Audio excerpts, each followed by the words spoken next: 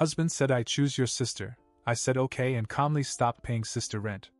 Now they know not to bite the hand that feeds them, and apologize, but I blocked. I'll never forget the way he said it, like he thought he was telling some profound truth. I choose your sister. 4 words. That's all it took to unravel everything I'd built, everything I'd sacrificed. It wasn't just the betrayal of my husband, it was the betrayal of my own sister. Barbara. The one I had bent over backwards for, financially, emotionally, and practically. It was like a slap in the face from both sides, one I never saw coming, although looking back now, the signs were there all along. Jason and I had been together for years. We weren't perfect, but I thought we were solid. I worked long hours at a high-stress job to keep us comfortable. Jason, on the other hand, hadn't worked in over a year. He claimed he was focused on being a stay-at-home dad to Mason, our 3-year-old, but I'll be honest, most of the parenting was still falling on me. Still, I told myself we were a team. I handled the money, the house, the big decisions, and he existed in the spaces I left him, or so I thought. Then there was Barbara. My sister. She was the golden one, slim, beautiful, charming in a way I wasn't. While I was out there struggling to keep everything afloat, she was out there, finding herself. That's what she called it when she couldn't get a job or figure out what she wanted in life. I paid her rent for years, helped her out when her bills piled up, and constantly gave her the kind of support she never seemed to give back. It always felt like I was picking up her pieces. And apparently, while I was busy doing that, she was sleeping with my husband. It all came crashing down one night. Jason had been acting strange for weeks, more irritable, more withdrawn. I assumed he was stressed or restless, maybe even a little resentful that I was working so much. I gave him the benefit of the doubt because that's what I always did. But that night, he sat me down as if he were going to make a heartfelt speech, and instead he dropped a bomb. I've been seeing Barbara for a while now, he said, like I should understand. 5 months. And I realized I chose her. I just stared at him, waiting for the punchline that never came. When I asked him how long he'd been planning to destroy our family, he didn't even flinch. He just shrugged. We're not a family anymore, not really, he said. You're always working, always stressed. You've taken on too much, and honestly, Barbara understands me in a way that you don't. She makes me feel alive again. Alive. That was the word he used, as if I'd sucked the life out of him by keeping a roof over our heads, paying all the bills, and raising our child while he played the role of reluctant stay-at-home dad. And Barbara? She made him feel alive, of course. She had nothing but free time and a rent-free apartment that I paid for. I didn't cry. I didn't scream. I didn't even raise my voice. I looked at him, then at Mason playing with his blocks in the next room, and I knew I couldn't afford to break down. So I nodded like I was agreeing to something mundane, like dinner plans.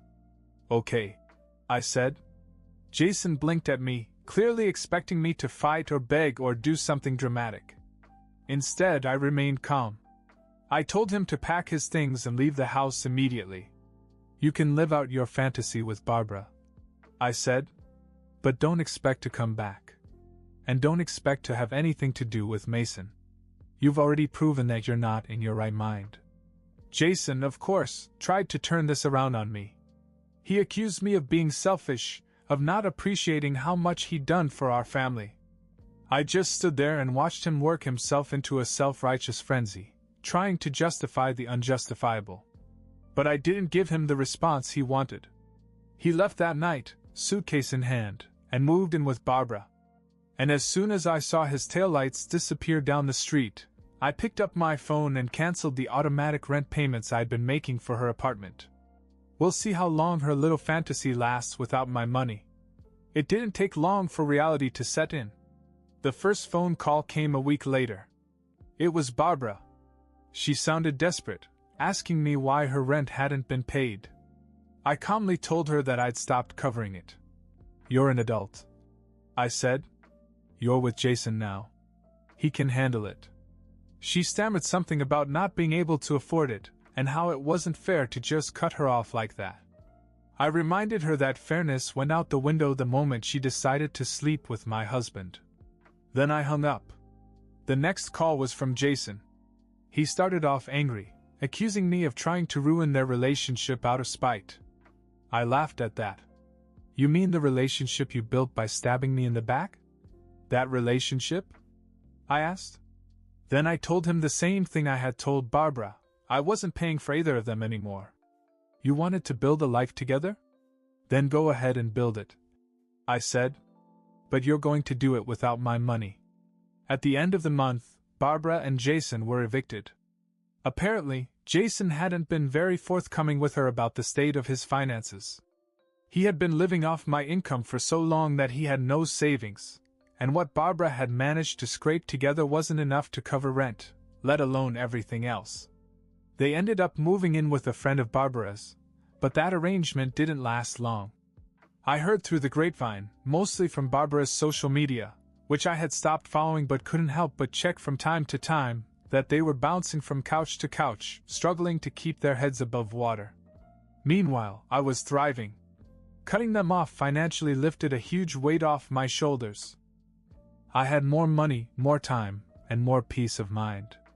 I threw myself into work, poured my energy into Mason, and even began to reconnect with friends I'd drifted away from. It was like a cloud had lifted. But then, about 3 months after Jason left, Barbara showed up at my door.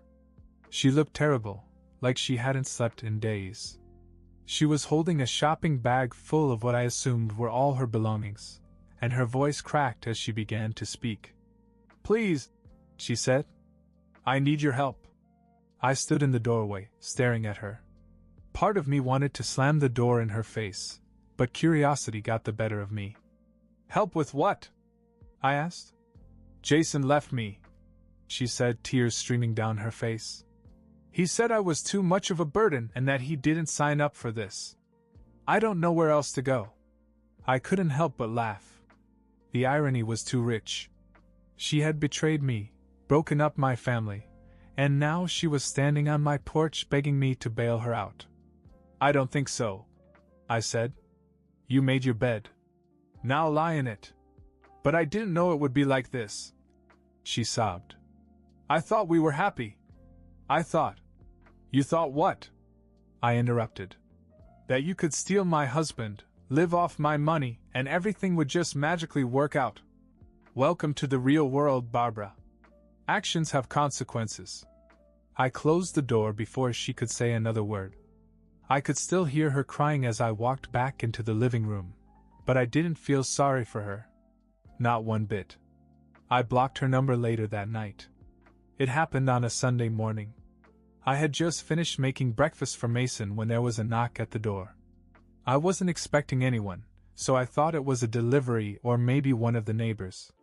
But when I opened it, there was Jason, standing on my porch like a stray dog. He looked terrible. His clothes were wrinkled, his hair was a mess, and there was a hollow look in his eyes that I hadn't seen before. For a moment I thought he might have been drinking, but when he started talking I realized he was sober and desperate. "Can we talk?" he asked. I crossed my arms and leaned against the doorframe. "What do you have to say to me, Jason?" He let out a heavy sigh and ran a hand through his hair. "I screwed up," he said. "I see that now. I thought..." He paused, as if searching for the right words. "I thought Barbara and I could make it work, but I was wrong. She's not what I thought she was." I stared at him, waiting for something more. He shifted uncomfortably under my gaze. "I didn't realize how much you've done for me, for us. I took it all for granted and I'm ashamed of how I treated you. I want to make things right. For Mason, for us. Please, just give me another chance." For a moment, I was stunned by the sheer audacity of his request. This man who had betrayed me, disrespected me, and left me to pick up the pieces of our lives was now asking for forgiveness as if it were something I owed him. "No," I said firmly. "We're not doing this, Jason. You don't get to come crawling back after all you've done." His face fell. "I know I don't deserve it, but I'm willing to do whatever it takes to make it right." I'll get a job, I'll dash. I cut him off. You don't have to do anything for me, Jason. What you do have to do is pay child support. That caught him off guard. Alimony? Yes, I said. You left me and Mason. You left me to fend for myself, and I did. But now it's your turn to contribute. Either you start paying child support, or I'm going to hire a lawyer. And believe me, Jason, the alimony option is the better choice for you. He blinked, obviously not expecting me to be so direct. But I don't have any money, he stammered. Then you'd better get some, I replied. Get a job, pick up extra shifts, sell something, I don't care how you do it. But I'm done being your safety net. If you don't step up, I'll make sure the courts force you to. Jason looked like he was about to argue, but then he must have realized he didn't have a leg to stand on. He nodded slowly, his shoulders slumping in defeat.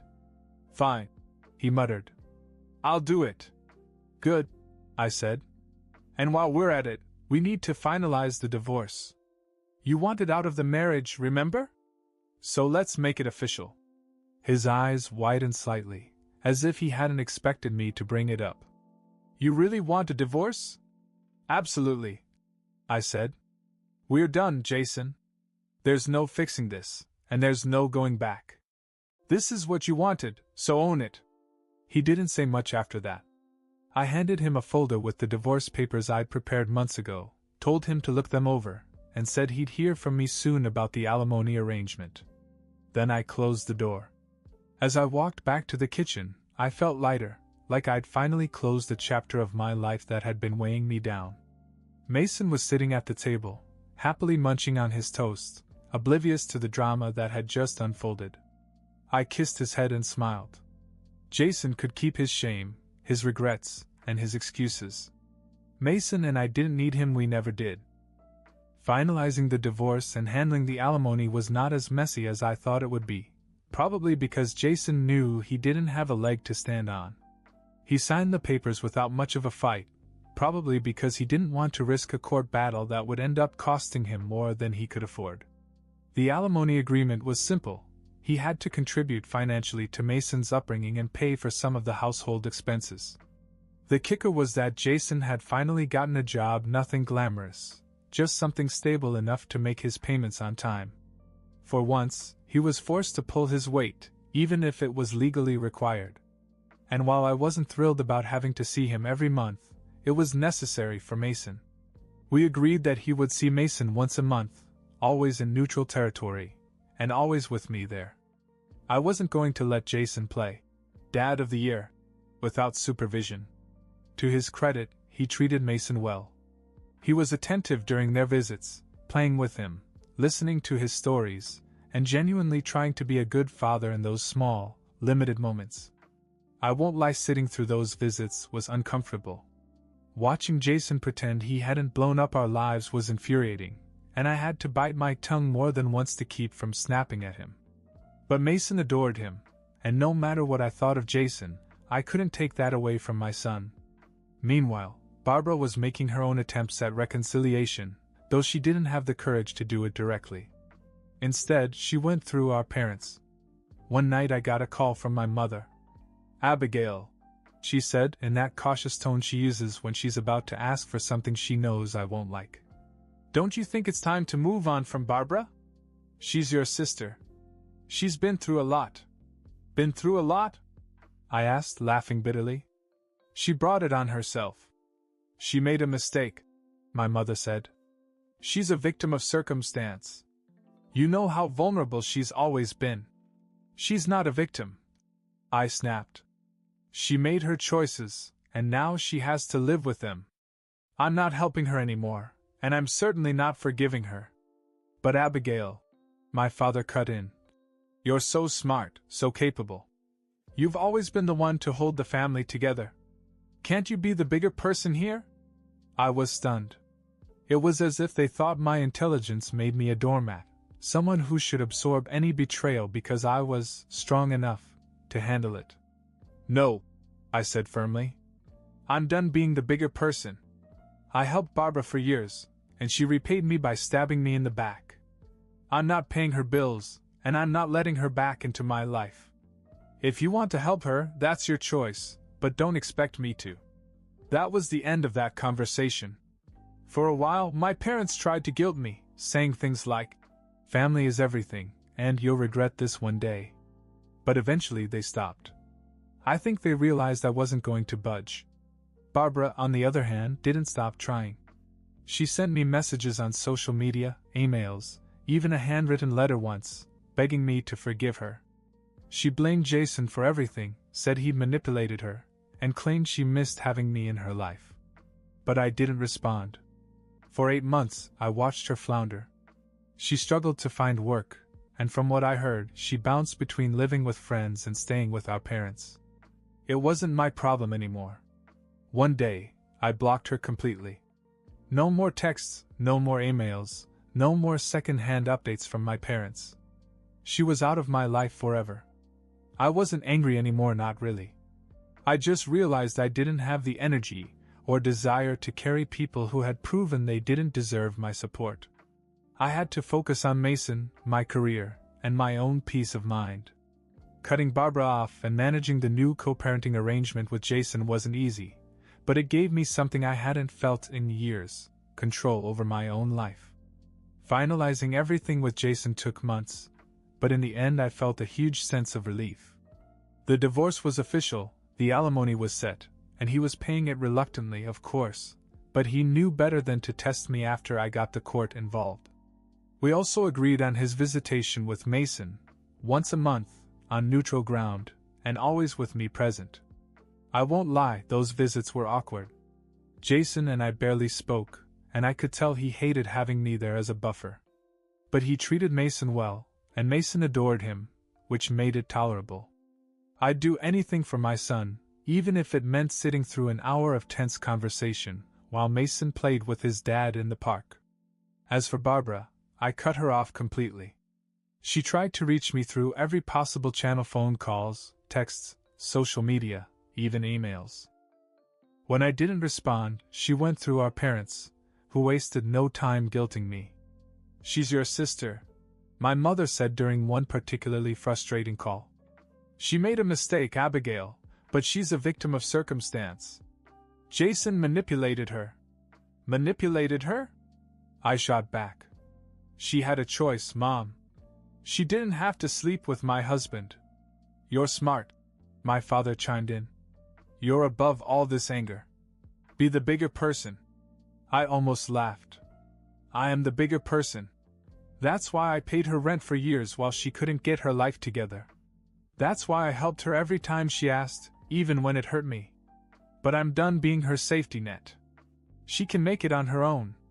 And with that, I ended the conversation. I wasn't interested in being guilted into forgiveness, and I certainly wasn't interested in helping Barbara financially. Cutting her off had been the best decision I'd made in years, and I had no intention of going back. A few months later, my parents told me that Jason and Barbara were back together. Apparently, they'd kept it a secret, probably because they knew how pathetic it made them look. My parents talked about it as if it were some great tragedy, as if I should be heartbroken or outraged. I wasn't. "Good for them," I said, brushing it off. "They deserve each other." And I meant it. Let them have their drama-filled lives together. I didn't care.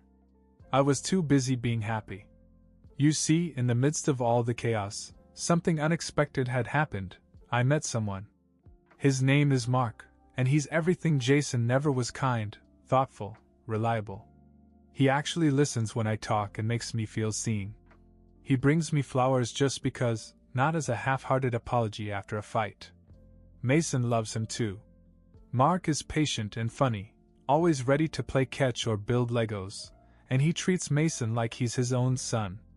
Watching them together fills my heart in a way I didn't know was possible. For the first time in years, I feel like a woman again. I'm not working 12-hour days anymore, and I've stopped carrying the weight of the world on my shoulders. Mark reminds me that it's okay to lean on someone, that I don't have to do it all alone. Jason may be Mason's biological father, but Mark is the kind of man I want Mason to look up to. And as far as I'm concerned, Barbara and Jason can have their messy, secret relationship. I'm too busy living my best life to care. A few weeks ago, I ran into Jason and Barbara. It wasn't planned. I was at the grocery store with Mason, picking up some snacks for a movie night, and there they were, standing near the frozen food aisle. Barbara froze when she saw me, her eyes darting between Jason and me as if waiting for some kind of confrontation. Jason looked uncomfortable too, but he managed a stiff nod. Mason, blissfully unaware of the tension, waved to his dad. "Hi, Daddy." Jason waved back, but I barely acknowledged him. I just smiled at Mason and said, "Come on, buddy, let's go get your popcorn."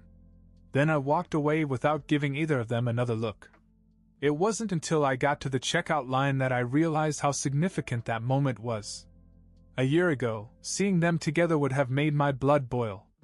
I would have felt angry, betrayed, maybe even humiliated. But now, I felt nothing. No anger. No pain. No resentment. Just peace. As Mason chatted about the movie we were going to see, I realized how far I'd come. Jason and Barbara could live their little secret life together, hiding in the shadows and worrying about what other people thought of them. I didn't need revenge or apologies or even closure from them, because I'd already won. I had Mason, I had Mark, and I had a life full of love and joy and possibility. Jason and Barbara were now just a footnote in my story, one I didn't feel the need to revisit. That's when I knew, without a doubt, that I was finally free.